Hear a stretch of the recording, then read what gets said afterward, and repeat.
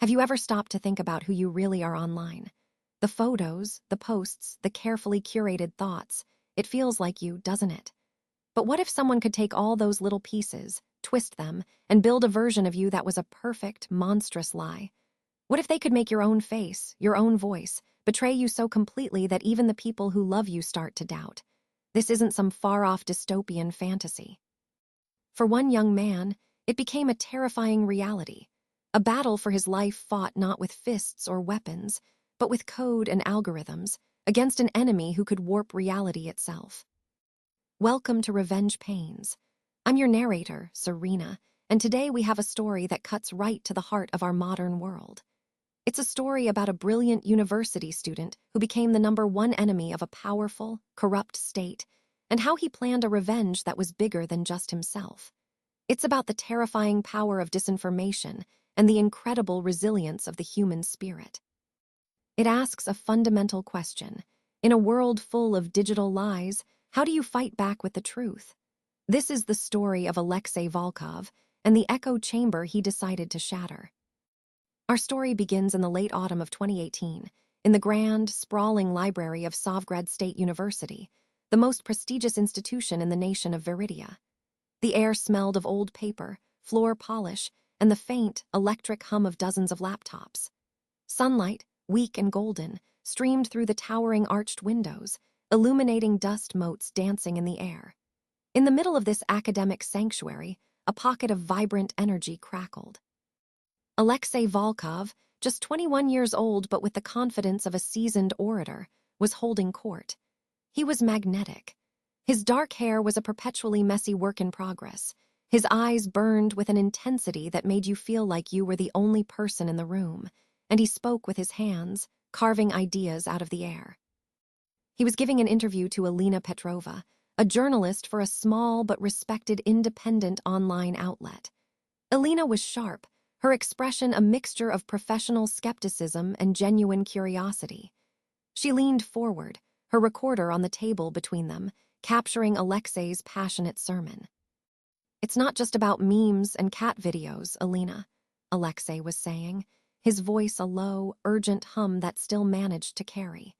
"The internet is the new public square. It's the only place where our generation can speak freely, where we can organize, where we can question the narratives we're fed every single day by state television." He was the face of the Digital Dawn movement, a peaceful student-led coalition advocating for net neutrality and protesting the government's increasingly restrictive internet laws.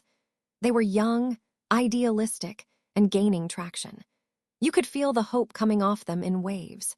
It was the kind of infectious optimism that makes powerful people nervous. "But Minister Sokolov calls your movement a threat to national stability," Alina countered, playing devil's advocate. "He says you're naive kids playing with fire, opening the door for foreign influence." Alexei let out a short, humorless laugh. "Minister Sokolov sees a threat in anyone who thinks for themselves. His Ministry of Digital Security isn't about security, it's about control. They want an internet that's a one-way street. Their propaganda flows out and our dissent gets silenced. We're not fighting for foreign influence, we're fighting for our own. The right to have a voice in our own country's future." He spoke for another 20 minutes, laying out his vision with a clarity that was breathtaking. He believed in the power of technology to empower, to connect, to hold the powerful accountable. To him, the digital world was a realm of infinite possibility, a tool for liberation. He was a digital native, and the internet was his home turf. Later that evening, the hopeful energy of the library felt a million miles away. Alexei was in his small apartment, a chaotic but comfortable space overflowing with books on political theory, computer science manuals, and the guts of a custom-built PC. The air smelled of cooling solder and instant coffee. He was unwinding, scrolling through his social media feeds, a tired smile on his face as he saw clips of his interview starting to circulate. Then, his phone began to buzz. And it didn't stop. A flood of notifications, a tidal wave of mentions, messages, and tags. His screen lit up with a furious, incessant blinking. It wasn't the usual trickle of support. This was a deluge of confusion, of anger, of pure, unadulterated hate. A video had gone viral. The thumbnail was a grotesque caricature of his face, his eyes half closed, his mouth twisted in a leering grin. The title, in bold, aggressive Cyrillic letters, read, "Leader of Digital Dawn exposes himself as a paid foreign agent." His heart hammered against his ribs. He clicked the link, and his world broke apart. It was him. His face, his apartment, even the worn-out university hoodie he was wearing in the clip. But the man on the screen was a monster. This version of Alexei was drunk, slurring his words, a bottle of expensive, foreign-brand vodka clutched in his hand. He was bragging, confessing. He was saying he was on the payroll of a Western intelligence agency, that the entire student movement was a sham designed to destabilize Viridia. He laughed as he called his own followers useful idiots and gullible children. He disparaged the very ideals he had championed just hours earlier, his voice dripping with a sneering contempt that was utterly convincing. It was a deepfake, a perfect, seamless, horrifyingly flawless deepfake. The audio was the most diabolical part. It was a masterful mosaic, a Frankenstein's monster stitched together from his real interviews, including the one he'd just given Alina. Individual words and phrases were reordered, their context stripped away, their meaning inverted. The tone was digitally manipulated to sound drunken and arrogant. The visuals were a lie, but the sound was an echo of the truth, twisted into a weapon. His phone was a chorus of betrayal. Messages from his closest friends, the co-founders of the movement. "Alexei, what is this? Tell me this is fake." Then, minutes later, "I can't believe you, we trusted you." And finally, "Traitor, don't ever contact me again." His social media, once a platform for his voice, was now a digital pillory. The comment sections were a raging fire of hatred. He was drowning in it. The technology he had championed, the digital world he saw as a force for good, had been turned against him with terrifying efficiency. It had become his prison, his execution chamber. In the space of a few hours, Alexei Volkov, the charismatic activist, was dead. In his place was a digital ghost, a pariah haunted by a version of himself that wasn't real, but was more believable than the truth. The week that followed was a masterclass in psychological demolition. It was a cascade of destruction, so swift and total it felt surreal. The university, bowing to pressure from the ministry, suspended him indefinitely, citing conduct that brought the institution into disrepute. The student movement he had built from the ground up issued a formal statement denouncing him, disavowing his leadership and everything he stood for. The friends who had once stood shoulder to shoulder with him now crossed the street to avoid him. They either believed the lie or, worse, were too afraid of the consequences of being associated with him. He was an outcast, a walking contamination. His attempts to fight back were pathetically futile. He stayed up for 72 hours straight, fueled by caffeine and rage, posting frantic, detailed denials. He wrote technical breakdowns of the deepfake, pointing out the subtle digital artifacts, the unnatural flickering around the edges of his face, the impossible audio splices. He uploaded the raw audio from his interview with Alina, showing how his words had been cherry-picked and reassembled. But it didn't matter. His voice was a single, desperate whisper in a hurricane of state-sponsored noise. For every post he made, 1,000 troll accounts would descend. They were a coordinated, relentless swarm. They mocked his technical explanations, calling them the desperate lies of a cornered spy. They spammed every thread with demeaning memes, gifs of his distorted, drunken face, and links to the deepfake video on dozens of mirror sites. His every denial was twisted and reframed as further proof of his guilt. "Look at the traitor trying to cover his tracks," one comment would read, getting thousands of likes in minutes. "He's even lying about lying," another would say. The sheer volume was overwhelming, an algorithmic tsunami designed to drown any semblance of truth. It was a new kind of warfare, and he had come to it armed with a pea shooter. The real damage, however, was not confined to the digital realm. The tendrils of the state reached into the physical world, wrapping around his family. His mother received anonymous, untraceable text messages with pictures of their house, captioned, "We are watching." His father, a quiet, unassuming history teacher, was suddenly subject to a random tax audit, his finances scrutinized with punitive zeal. The final, crushing blow came one evening. Alexei was hiding in his room, the curtains drawn, watching his life burn online when he heard the heavy knock on the front door. He peered through the blinds and saw the sleek black government car at the curb. Two expressionless men in dark suits escorted his father out of the house. They weren't rough, they didn't put him in cuffs, but the message was as clear and brutal as a public execution. He was being taken for questioning. A warning. An intimidation tactic to let Alexei know that this wasn't just about him anymore. His family was now on the chessboard. His father returned 6 hours later, pale and shaken, refusing to say what had been asked or what had been said. He didn't have to. The fear in his father's eyes was a language Alexei understood perfectly. That night, hiding in the dusty, cramped attic of his parents' home, surrounded by forgotten family heirlooms and the smell of mothballs, Alexei finally surrendered. He watched the glow of his laptop screen, a portal to a world that had rejected and destroyed him, and a profound, devastating clarity washed over him. He had been a fool. He was swatting at individual mosquitoes while standing in the middle of a vast, fetid swamp. The trolls, the memes, the single deepfake video, they were just symptoms. Annoying, yes, but ultimately irrelevant. The true enemy, the real monster, was the swamp itself. It was the architecture of the propaganda machine. The servers, the botnets, the algorithms that amplified hate, the psychological profiling that targeted citizens with emotionally charged lies. You couldn't fight it by shouting the truth. The machine didn't care about truth. It only cared about engagement, about emotional reaction, about dominating the narrative. And in that dusty attic, a new resolve began to form, hardening from the ashes of his despair. His old approach was dead. Alexei Volkov, the public activist, was a liability. His name was poison. To fight the machine, he couldn't stand in front of it and shout. He had to crawl inside it. He had to become a ghost, an anonymous, unseen presence moving through its digital veins. He made a decision. His revenge would not be personal. Clearing his name was a pointless vanity project. Avenging his own reputation meant nothing. No, his revenge would be systemic. He wouldn't just debunk one lie, he would expose the entire lie factory. He would map its infrastructure, understand its logic, and then he would give the people the tools to dismantle it themselves.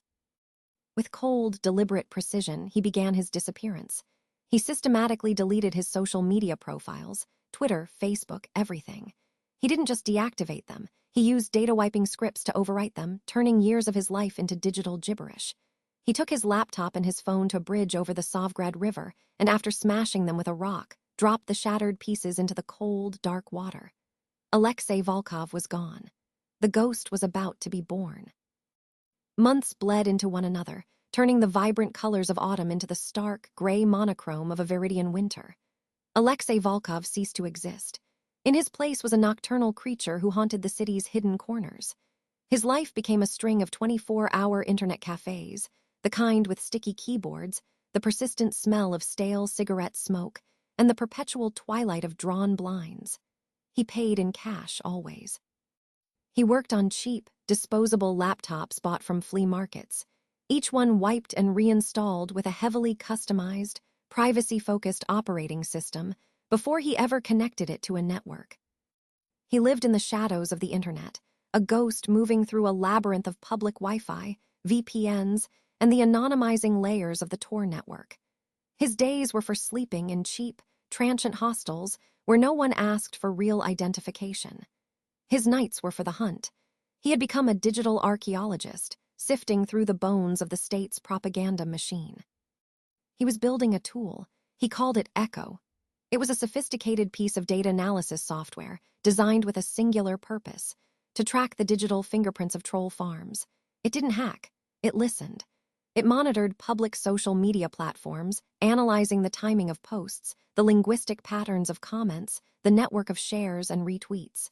It was looking for the unnatural rhythms of coordinated, inauthentic behavior. It was designed to hear the subtle, algorithmic echo of the machine. After weeks of relentless, mind-numbing work, chasing patterns in blizzards of data, he had a breakthrough. It was 3 a.m. The cafe was nearly empty, save for a couple of online poker addicts and a long-haul trucker nursing a cup of coffee. Alexei stared at his screen, his eyes burning from exhaustion but his mind alight. He had found it. a pattern of activity so regular, so unnaturally synchronized across thousands of accounts that it could only be automated. Following this digital thread, he traced it back through layers of obfuscation to a single point of origin, a central server hub, an IP address in an industrial district on the outskirts of Sovgrad. This, he thought, was the heart of the beast, the command and control center for a significant portion of the government's disinformation network. A surge of adrenaline of triumph washed over him. This was the silver bullet. He believed he had a weapon that could cripple the monster. He had to get it to someone who could use it. He thought of Alina Petrova. She had been one of the few journalists who had cautiously tried to report on the government's crackdown, framing her articles carefully to avoid the new, draconian anti-terrorism laws. She was his only potential ally, the only voice with any credibility left. Working with painstaking care, he routed a message through a chain of encrypted, anonymous email services. It was short, containing only the IP address of the server hub and a single sentence. The heart of the troll factory, expose it. He sent it to Alina's secure professional address and then wiped his machine clean, leaving no trace. He sat back, his heart pounding with a mixture of fear and vindication. He had landed a blow from the shadows. Now here's where my heart just breaks for him. He tried to do the right thing, to land a blow against the monster, but instead, he fed it. Have you ever had a plan backfire so spectacularly that it hurts someone you were trying to protect? That weight is a special kind of hell, and Alexei was about to experience it firsthand. He spent the next 48 hours in a state of high alert, glued to public news feeds on a fresh laptop. He expected to see a story break, to see Alina's publication expose the server and force the government onto the back foot. The silence was unnerving. Then the news came, but it wasn't the news he was hoping for. It was a live report on state television. An announcer with a severe haircut and a grim expression spoke of a major national security operation. The footage showed Alina Petrova's small, cluttered office. Men in black uniforms with Ministry of Digital Security, stenciled on their backs, were hauling out computers, servers, and boxes of files. Alina was being led away, her face a mask of shock and defiance. The announcer's voice was cold and authoritative. Today, state security forces dismantled a foreign-funded terrorist cell operating under the guise of an independent media outlet. The journalist, Alina Petrova, was arrested after attempting to hack into critical state digital infrastructure, an act of cyberterrorism intended to destabilize the nation. Alexei watched, frozen, from his corner in the internet cafe. His blood ran cold. The server, the IP address, it was a honeypot, a trap deliberately set and left exposed, waiting for someone to bite. Minister Borislav Sokolov wasn't just a thug, he was a grandmaster playing chess while Alexei was still learning the rules. Sokolov had anticipated that someone might be hunting his infrastructure. He had laid a piece of bait, and Alexei had led Alina right to it. Horror of it was a physical weight, pressing down on his chest, stealing the air from his lungs. He hadn't landed a blow. He had tightened the system's grip. He had provided the perfect pretext for Sokolov to eliminate one of the last remaining independent voices in the country. Alina was in jail because of him. His attempt to be a ghost had only created a real-world victim. The guilt was crushing, absolute. This wasn't a game. His actions had devastating consequences for real people. And his enemy was smarter, more ruthless, and always one step ahead. The weight of his failure was a cold, hard stone in his gut. He had imagined himself a righteous phantom, but he was just a fool, blundering through the dark. Guilt was a poison, seeping into every waking moment. Alexei was haunted by the image of Alina being led away, her face a mixture of defiance and fear. He had done that. His arrogance, his belief that he had found a simple, technical solution, had led to a woman's life being ruined. For days, he was paralyzed, adrift in a sea of self-recrimination and despair. The internet cafe became his tomb, the glow of the screen a constant reminder of his catastrophic failure. He nearly gave up. The thought of just walking away, of disappearing into the anonymous masses of the city and never touching a computer again, was a siren's call. It would be so easy to stop. But then a different thought began to claw its way through the fog of his guilt. If he quit now, Alina's sacrifice would be for nothing. She would rot in a cell, branded a terrorist, and the machine would grind on, stronger than ever. His failure couldn't be the end of the story. It had to be the beginning of a better one. He owed her that. And so, with a grim, renewed determination, he forced himself back to work. He couldn't go back in time, but he could learn from his mistake. He retreated, digitally and mentally. He began to pore over the data from the failed leak, every scrap of information he had gathered about the honeypot server. He had the activity logs, the connection requests, the digital exhaust left behind by the trap. He was looking for his mistake, for the flaw in his own thinking. He spent days immersed in a world of timestamps, data packets, and server requests, searching for a sign, a clue, anything that would tell him how he had been so thoroughly outplayed. And that's where he found it, not in a line of code, but in a pattern of human behavior. His pivotal revelation, the moment that changed everything, wasn't about technology at all. It was about psychology. He started by analyzing the propaganda that the honeypot server was designed to protect. He looked at the fake stories, the memes, the viral videos, the whole grotesque ecosystem of lies. He saw the deepfake of himself and dozens of others like it, aimed at other minor dissenters. He saw stories about tainted foreign food imports, about decadent Western cultural influences corrupting Veridia's youth, about imminent military threats from neighboring countries that required unwavering national unity. At first, it looked like chaos, a messy, reactive stream of disinformation. But as he categorized it, as he tagged each piece of content by its theme and its intended emotional impact, a stunningly clear picture emerged. He realized the propaganda machine's true power wasn't just in creating lies. That was the easy part. Its real genius was in amplification and emotional manipulation.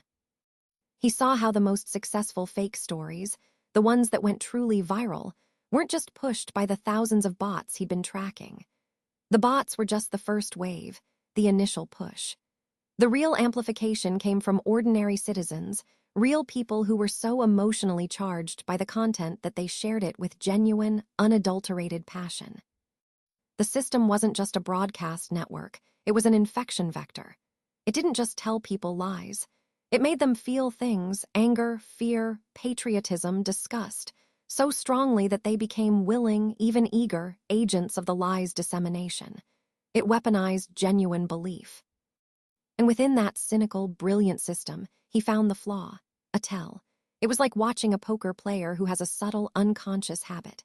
The state-sponsored content, for all its variety, was profoundly uncreative.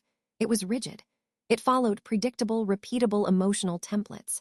Every piece of propaganda could be broken down into a formulaic combination of a few core emotional drivers. There was the fear of the outsider template, the threat to tradition template, the righteous national outrage template, the corrupt enemy within template. Each one used specific keywords, specific types of imagery, and was designed to provoke a very specific, very powerful emotional response. They were lazy. They had a formula because formulas are efficient to mass produce. That was his midpoint reversal, the lightning bolt of realization that rewired his entire strategy. He had been trying to fight an army of monsters by attacking their castle. He realized he didn't need to destroy their servers. He didn't need to debunk every single lie.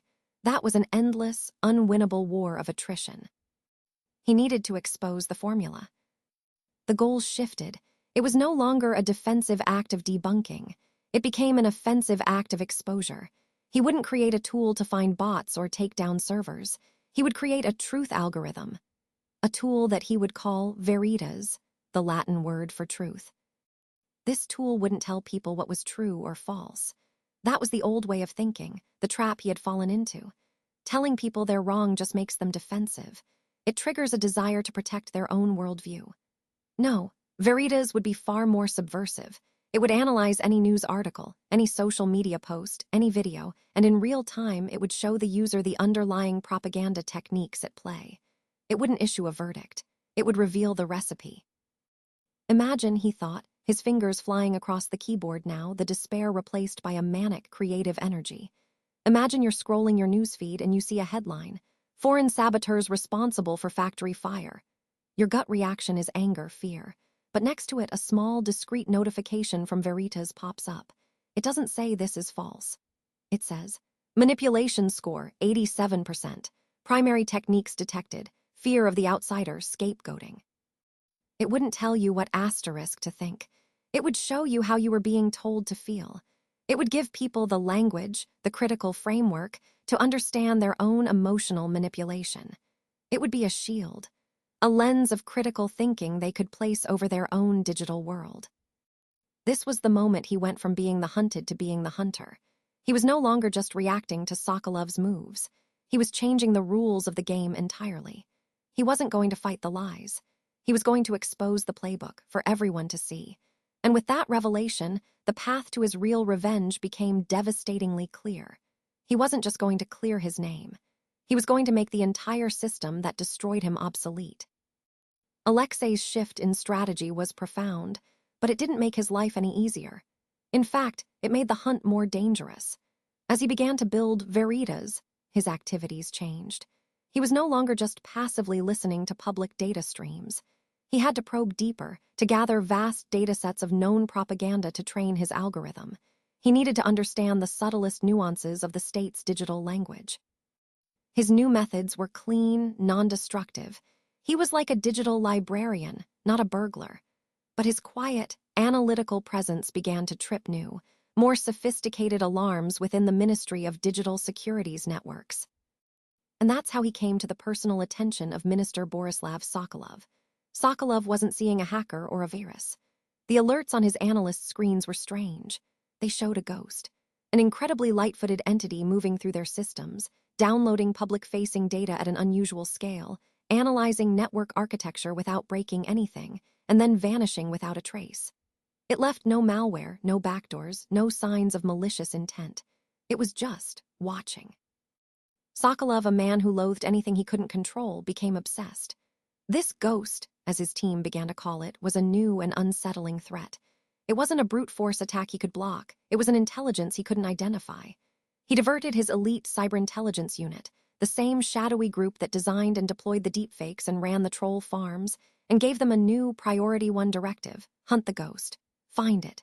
Identify it. End it. This is the part of the thriller that always gets me. The hunter becomes the hunted. Minister Sokolov isn't just an abstract evil anymore.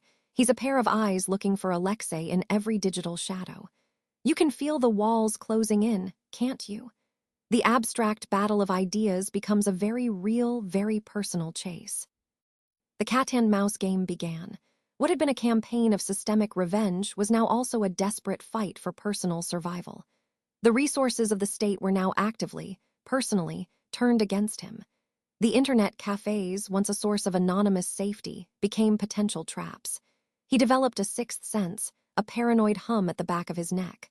One evening, he was deep in code when that feeling flared.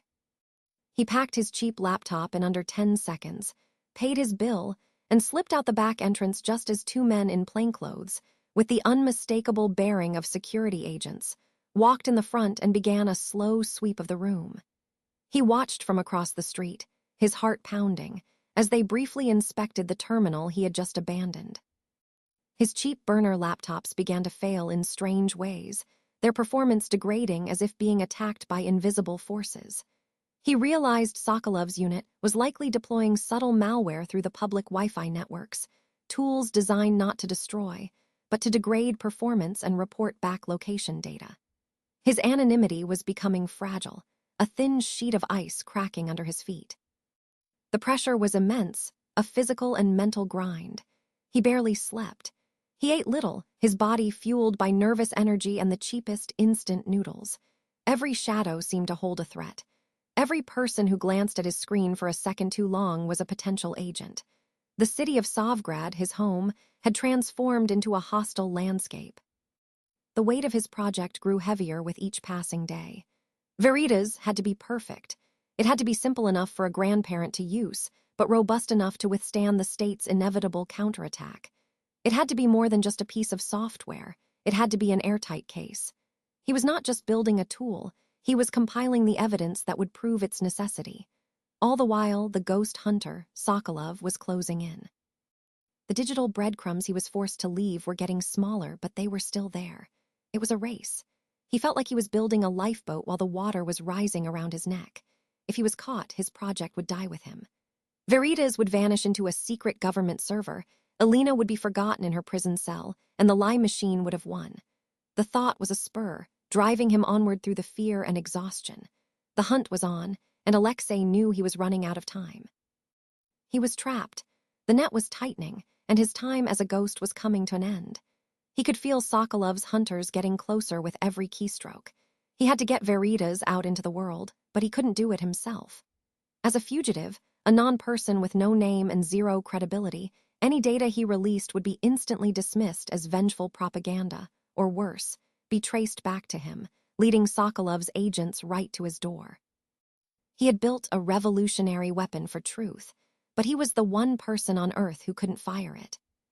He needed a trusted, unimpeachable beacon to shine its light, a lighthouse keeper. His hiding spot had become a desperate last resort. He was living in the university itself, the place that had birthed his activism and then cast him out. Through a combination of old campus maps and sheer nerve, he had found his way into the network of maintenance tunnels that crisscrossed beneath the grounds. It was a dark, damp world of humming pipes and thick electrical conduits. And in a forgotten corner of the sub-basement of the engineering building, he found a decommissioned server room. It was cool, dry, and most importantly, it had a shielded, independent power source, and he discovered a dormant but still active fiber optic line that wasn't on the university's main network maps. It was a digital island, a perfect place for a ghost to make his final stand. Surrounded by racks of obsolete servers, he devised his final plan. It was a plan built on faith. He would send his weapon away, placing it in the hands of strangers, trusting that they would understand its power and have the courage to use it. He chose his target carefully, the International Consortium of Investigative Journalists. This was the same global network of reporters that had published some of the world's biggest data leaks, from offshore tax havens to secret government surveillance programs. They were respected, they were fearless, and they had the global reach to make the story unstoppable. But he couldn't just email them. Anything sent digitally could be intercepted. He needed something physical, something untraceable. Using the last of his carefully saved cash, laundered through online cryptocurrencies, he purchased the components he needed from dozens of different online vendors, shipping them to anonymous postal boxes scattered across the city. The package he assembled in the dim light of the server room was a work of art in paranoia. First, there was the custom-built hardware key. It was a small USB device, but it was air-gapped, meaning it had never been connected to the internet. Its firmware was hard-coded by hand. When plugged into a computer, it did only one thing. It decrypted a single file with a one-time-use key that would then erase itself. Then there was the message. He sent a single, intricately coded, anonymous package to the ICIJ's public mailing address in Brussels. It wasn't sent from Veridia, but routed through a dozen different countries via a complex reshipping scheme. Inside contribution to the world. It was a final, desperate act of faith. The package was no letter, no explanation. Just the hardware key nestled in foam packaging and a single, high-quality photograph. The photo was of a specific, unique piece of graffiti on a specific wall in a neutral, third-party country. Below the image were a set of precise geographic coordinates and a date and time, set for 1 week in the future. It was an invitation to a dead drop. The final piece was the payload itself. He took a military-grade, ruggedized hard drive, the kind designed to survive being run over by a tank, and loaded it with his life's work. Veritas was on it, the code clean and heavily commented, so any competent programmer could verify its function. Alongside it was all his research. The terabytes of data he had collected on the troll farms, the analysis of their psychological templates, and a detailed, meticulous dossier on Minister Borislav Sokolov's entire disinformation network. And finally, he included his smoking gun. He had spent weeks analyzing the honeypot server logs from the incident that had led to Alina's arrest. Deep within the encrypted audit trails, he had found it, a digital signature, a watermark left behind by the ministry's own security tools. It was a tiny, arrogant mistake, but it was irrefutable proof that the server Alina was accused of attacking was, in fact, operated by Sokolov's own department. It proved she had been framed. He placed the hard drive inside a waterproof, shockproof case.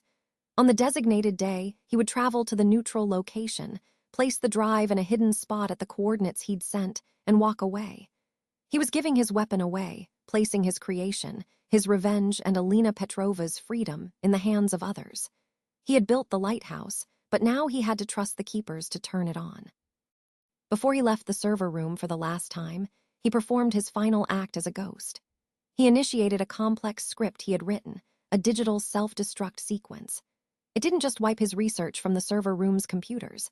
It sent out carefully crafted data packets that corrupted his trail across the internet, rewriting the logs of the VPNs he'd used, and effectively erasing the path the ghost had walked. He was destroying his digital presence entirely.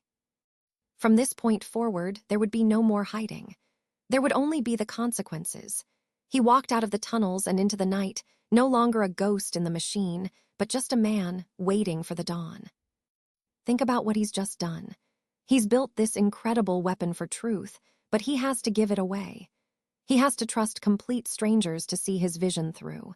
That takes a kind of courage that goes beyond just fighting an enemy. It's the courage to let go, to believe that a powerful idea can have a life of its own. The climax of this story is not an explosion. It's not a dramatic confrontation in a rain-slicked alley. It's something far quieter and infinitely more powerful. It's the global dawn of information. 1 week after the dead drop, the journalists from the consortium, their curiosity piqued by the mysterious package, retrieved the rugged hard drive. They took it to a secure lab, used Alexei's hardware key, and unlocked its contents. For days, a team of the world's best data journalists and cybersecurity experts sifted through the data, their initial skepticism turning to stunned astonishment. They verified everything. They audited the Veritas code. They cross-referenced his dossier on Sokolov with their own intelligence, and they confirmed the digital watermark that proved Alina Petrova had been framed. They had it all. The story was real. It was explosive. And they coordinated. One Tuesday morning, the citizens of Veridia woke up to a changed world. It wasn't a government announcement. It was a quiet, coordinated flood of headlines from the world's most reputable news sources: the BBC, the New York Times, Der Spiegel, The Guardian. The stories were all different, yet all the same. Veridia's secret war on truth exposed. The Sokolov dossier, inside a state-run disinformation machine. Journalists jailed after being framed by government honeypot trap. But the articles were only half of the attack. The other half was Veritas itself. The consortium released the tool to the public simultaneously, for free. It wasn't some complicated piece of software for experts. It was a simple, elegant browser extension, 1 click to install. The effect was not immediate, but it was seismic. It was a crack in the very foundation of the state's power. In homes, offices, and university classrooms across Veridia, people began to see. An article shared by a relative about a political rival being a secret degenerate suddenly had a small, non-threatening tag next to it. Manipulation score, 92%. Primary techniques, ad hominem, moral panic. A viral video claiming a neighboring country was mobilizing troops on the border flashed a notification. Manipulation score, 95%. Primary techniques, fear-mongering, rally round the flag. The tool didn't tell them the story was false. It showed them the emotional strings that were being pulled. It gave them the vocabulary to understand what they were feeling. The machine's magic trick was exposed. And once people saw the trick, they couldn't unsee it. The system didn't collapse overnight, but its power began to erode with every passing hour. People started to hesitate before hitting share. A seed of critical thought was planted, and it began to spread virally, an antidote to the poison of disinformation. The international political fallout was immense. Under the glare of global condemnation and presented with irrefutable proof of her innocence, the Veridian government was forced to act. Alina Petrova was quietly released from prison, the charges against her dropped due to procedural errors. She walked out into the daylight, blinking, and immediately became the face of the story, a symbol of resilience and truth. And Minister Borislav Sokolov, there was no public trial. There was no grand downfall. Men like him are rarely afforded such dramatic exits. He was simply removed. One day, his name was gone from the ministry's website. State media reported he had resigned for health reasons. He was publicly disgraced, a victim of the very transparency he had built his career on suppressing. He was a spider caught in a web of his own making, exposed to the light. And Alexei? He watched it all unfold on a public computer in a library in a foreign city he didn't know the name of. He saw a news clip of students in Sovgrad, his old university, protesting peacefully. They weren't throwing rocks or chanting angry slogans. They were holding up their phones, the screens showing the government's official statements on a news site, with the Veritas scores glowing next to them, exposing the lies in real time.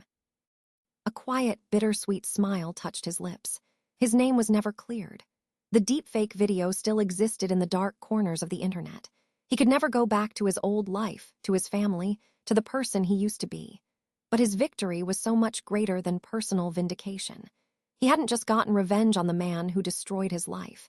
He had dismantled the system that allowed men like Sokolov to flourish. He hadn't won his life back. He had empowered millions of people to reclaim their own reality. He had given them a shield. And that, he realized, as he logged off the computer and melted into the anonymous crowds of the city, was the only kind of victory that mattered.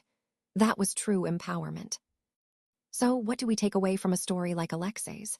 For me, it's a powerful, and honestly a little bit terrifying, look at where real power lies in the 21st century. It's not just in armies or governments anymore. It's in the control of information, the ability to shape what we believe, what we fear, and what we love. Minister Sokolov was so powerful not because he had soldiers, but because he had an army of bots and a deep understanding of human psychology. But what Alexei's story proves is that individual agency is not dead. He couldn't fight the state head-on, so he outsmarted it. He lost his name, his reputation, his old life. He lost everything. And in doing so, he won a victory for millions. He chose a systemic revenge over a personal one, and in the end, that's what made all the difference. He didn't just tear down his enemy, he armed the public. He gave them the tools for critical thinking, a shield against manipulation. That's a form of revenge that leads to healing, not for him, but for society itself. It leaves us with a difficult question, though. He gave the world a shield, but he never got his name back. He remains a ghost, an anonymous figure who changed the world and then vanished. Was it worth it? Is that a price you would be willing to pay? I'd love to hear your thoughts on this. Let me know what you would have done in his position in the comments below. Thank you for joining me here on Revenge Pains. I'm Serena. And remember, sometimes the best revenge isn't about getting even. It's about changing the game forever.